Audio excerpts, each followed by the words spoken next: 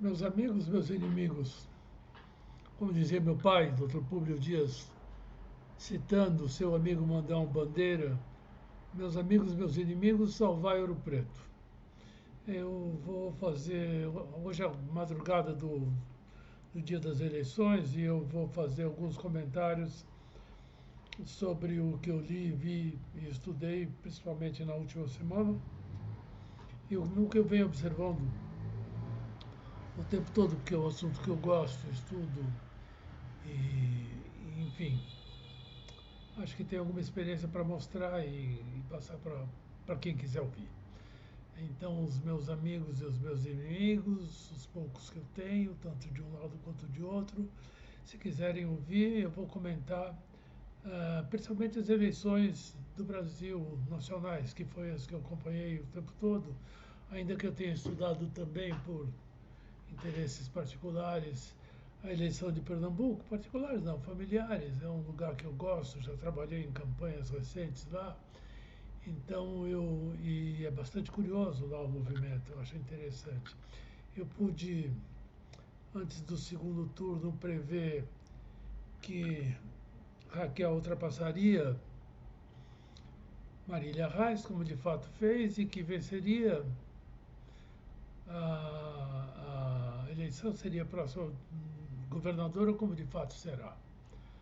Acompanhei também a eleição de São Paulo, que, na minha opinião, foi totalmente nacionalizada, né? Principalmente porque, desde sempre, a eleição nacional não se trata, não se trata apenas de Lula contra o Bolsonaro, PT contra o partido, que eu nem sei qual é o partido do outro Bolsonaro, PL, né? Na verdade, quem está concorrendo de verdade, na verdade, quem está concorrendo é um candidato chamado anti-PT, anti-Lula. E do outro lado concorre um candidato chamado anti-Bolsonaro, anti-bolsonarismo. É claro que dos dois lados existe o petismo e o bolsonarismo com grande força, mas o que definirá a eleição é o anti-PT ou o anti-Bolsonaro. Tanto é que as mudanças foram muito pequenas. As curvas de intenção, o agregador de pesquisa que eu estou olhando para ele aqui, de uma plataforma muito interessante chamada Poder 360, jornalistas muito bons, e eles fazem uma experiência que vem dos Estados Unidos, que é pegar os resultados de dezenas de institutos de pesquisa e plotar num quadro, e eles conseguem traçar uma média das uma média das hipóteses dos resultados de diversos institutos de pesquisa com seus diversos vieses, cada um tem uma amostragem diferente, mas a média é muito interessante. Se vocês quiserem ver, é poder360.com.br. O que é que a gente vê nesse quadro? É, o nosso presidente, ele resolveu ser candidato no dia em que foi que tomou posse. Por outro lado, o candidato oponente, o candidato do PT, estava basicamente na cadeia e não podia ainda se definir como candidato, até que a justiça reviu ou desqualificou. A palavra certa é não é a palavra certa é que tornou sem efeito, tornou nulos os julgamentos dele. Ele não é mais culpado. Ele não tem condenação, portanto, ele pode concorrer e concorrer. Quando isso se definiu, que foi em 21, e Lula assumiu a candidatura de verdade, ele imediatamente foi para cima, em níveis acima de 50%, e Bolsonaro começou, foi também o ano em que morreram 670 mil pessoas no Brasil devido a um vírus e também devido à forma como nós não cuidamos, como o governo não cuidou desse problema, principalmente com relação às vacinas, e isso desgastou tremendamente o incumbente Jair Bolsonaro, tanto é que no começo desse ano Lula caminhava com intenções de volta acima de 60% em alguns institutos, e Bolsonaro mal beirava os 35, 32. Isso foi mudando, mas Lula manteve-se estável até hoje. Não, desculpe. Ele passou de 55 para 50, 49, 48 e chegou no primeiro turno exatamente assim como previam a média das pesquisas e por pouco não levou no segundo turno. Bolsonaro não. Bolsonaro saiu desse patamar de 35, 37, 38 e foi subindo, 39, 40, chegou no segundo turno com 44, 43 e aí se manteve. O segundo turno, gente, não aconteceu nada. Lula está onde estava, Bolsonaro está onde estava. Lula à frente de Bolsonaro com uma margem que varia de 2 a 8 pontos, mas em institutos sérios e na grande maioria dos institutos, Bolsonaro nunca ficou na frente de Lula. Então, o que a gente pode esperar para amanhã? Com abstenção ou sem abstenção, porque isso também é medido nos resultados dos institutos, e com as peripécias dos bolsonaristas, falo especificamente de Jefferson e a foita e brava deputada Zambelli,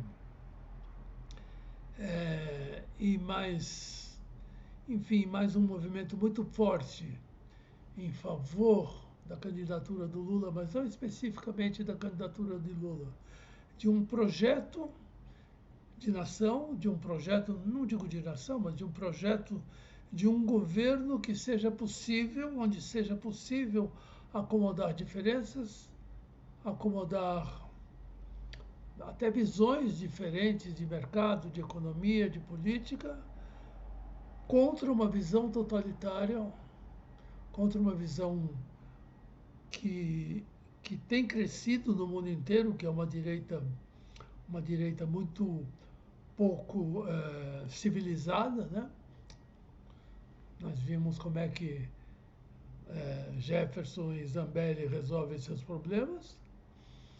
E, do outro lado, uma possibilidade, sim, de termos um governo que trabalhe com as diferenças democráticas, mas que trabalhe sem colocar em risco a democracia.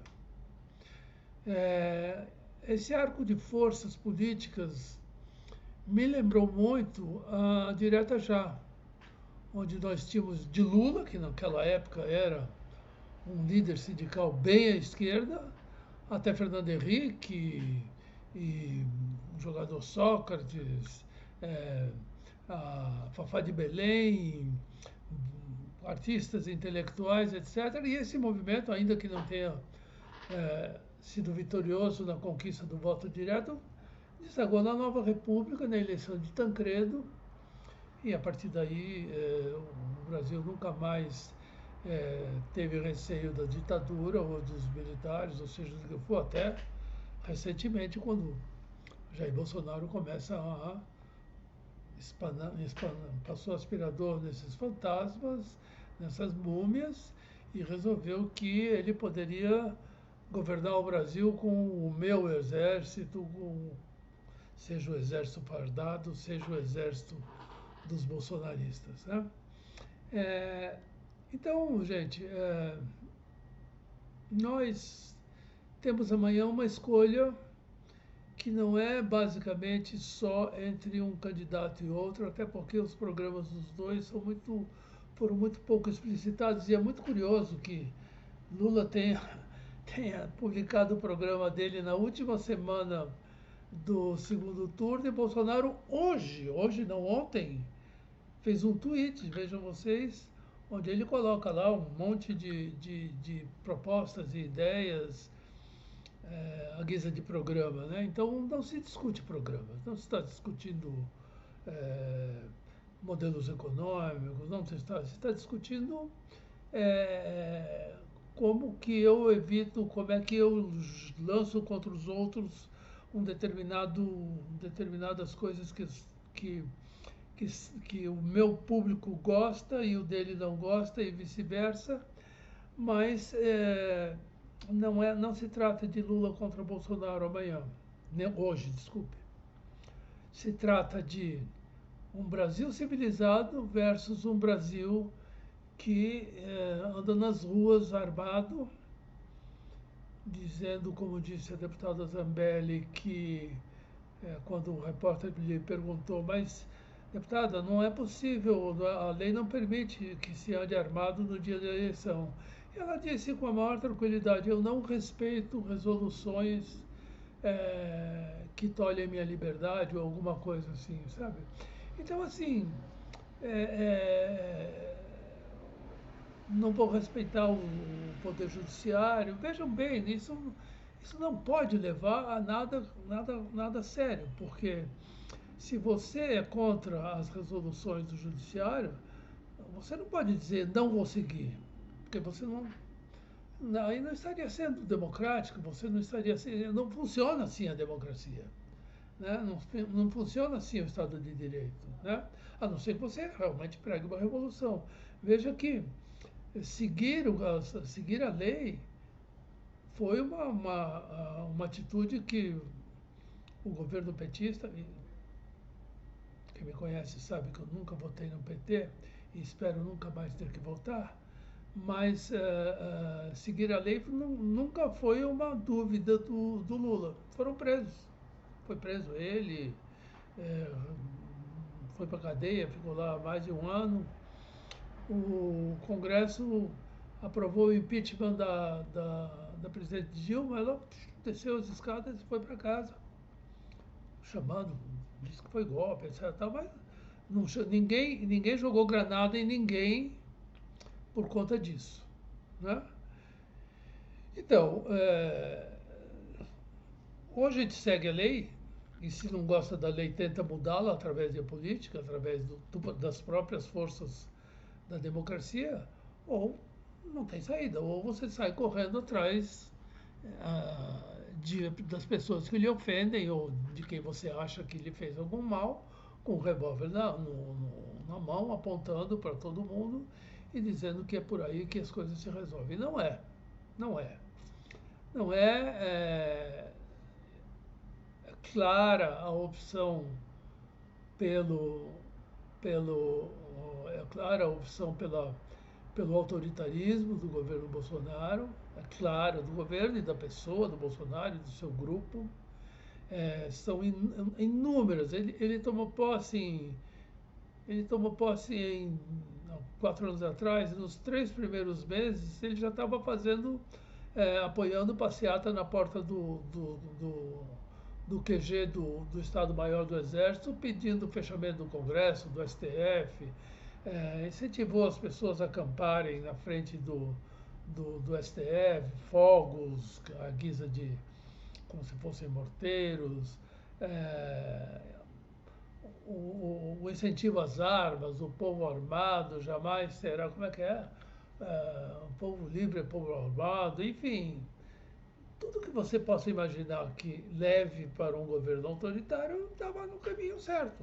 E a história mostra que no segundo mandato todos os proto-autoritários transformam-se em ditadores. Foi assim na Turquia, foi assim na Hungria, foi assim em vários outros países onde o incumbente, quando se reelege, e não tenham dúvida que Bolsonaro reeleito com um Congresso que lhe é favorável por enquanto, né? Tentaria sim uma concentração de poderes. A história do Lula não mostra isso, mas não é por isso que eu acredito que se deva votar no Lula.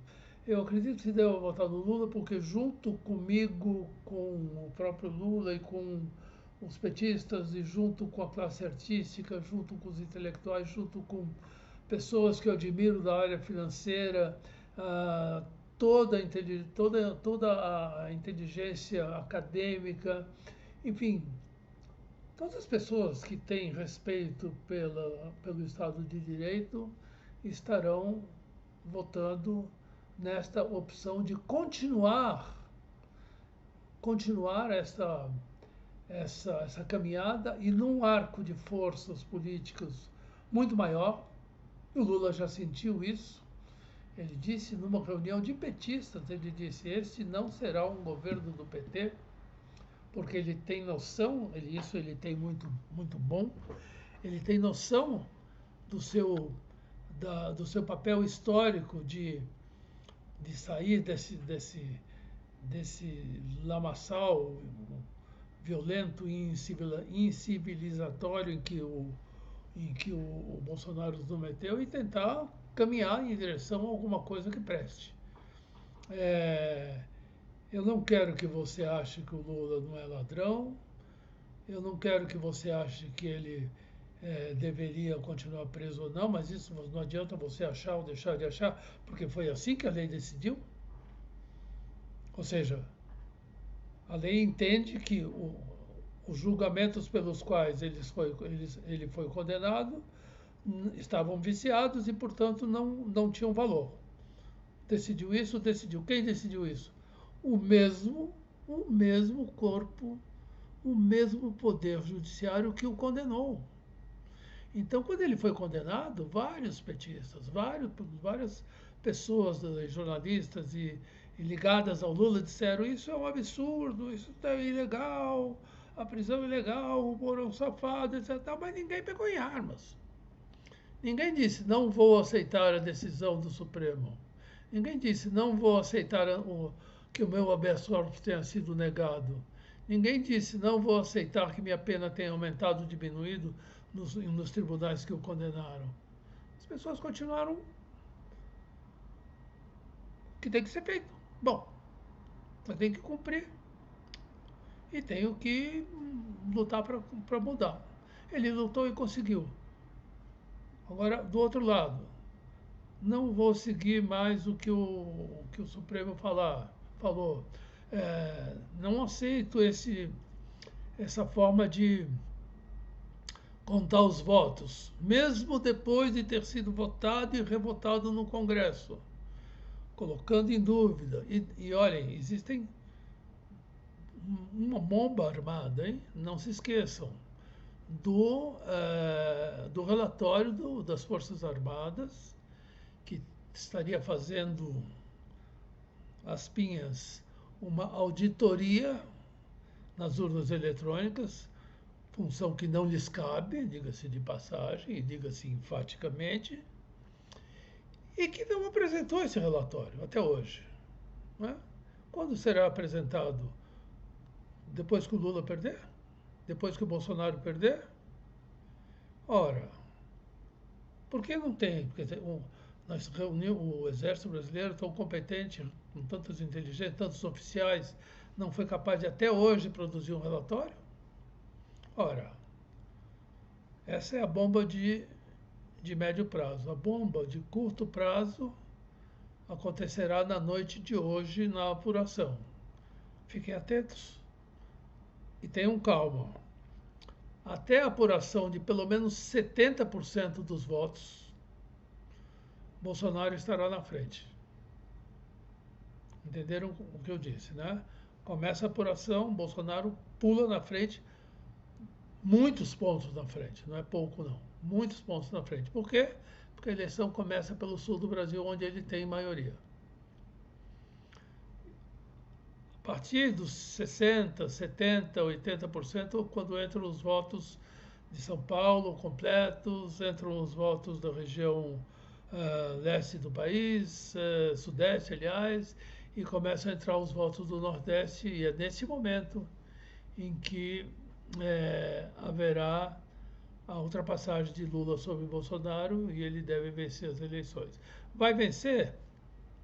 Não sei, a maioria dos institutos de pesquisa sérios diz que sim.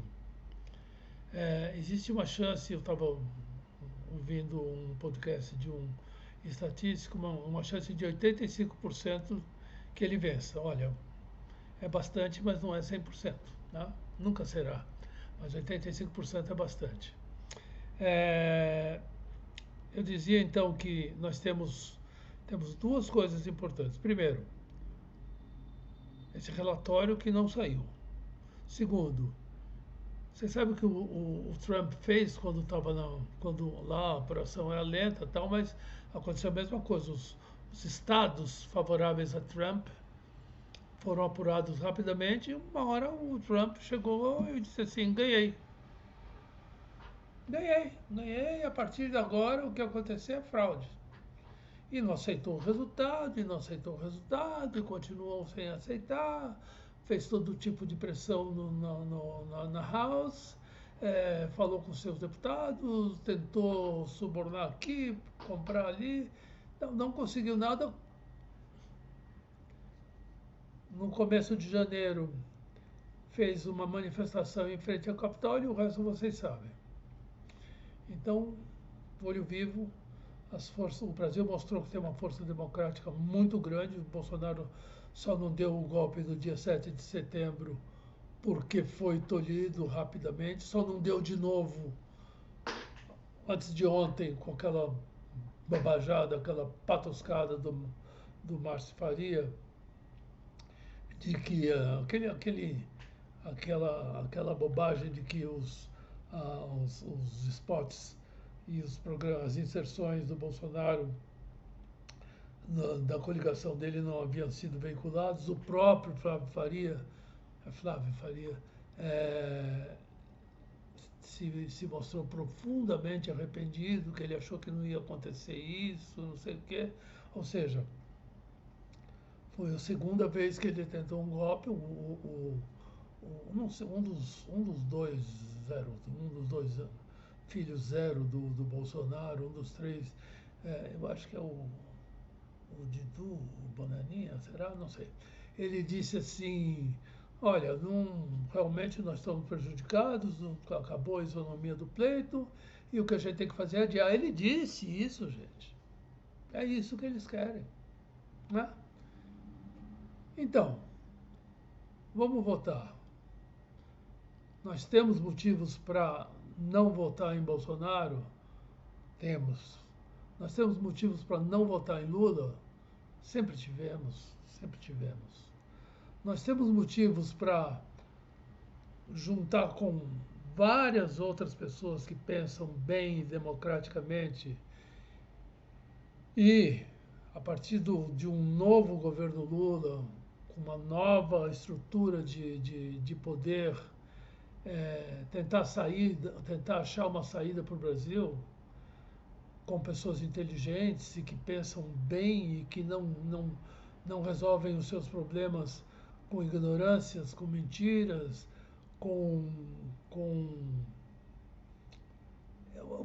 eu vou usar aqui cloroquina como sinônimo de burrice atávica e negacionista. Quer dizer, doença se resolve com ciência, não se resolve com cloroquina. Aliás, para alguma doença serve a cloroquina, eu sabia até há pouco tempo atrás.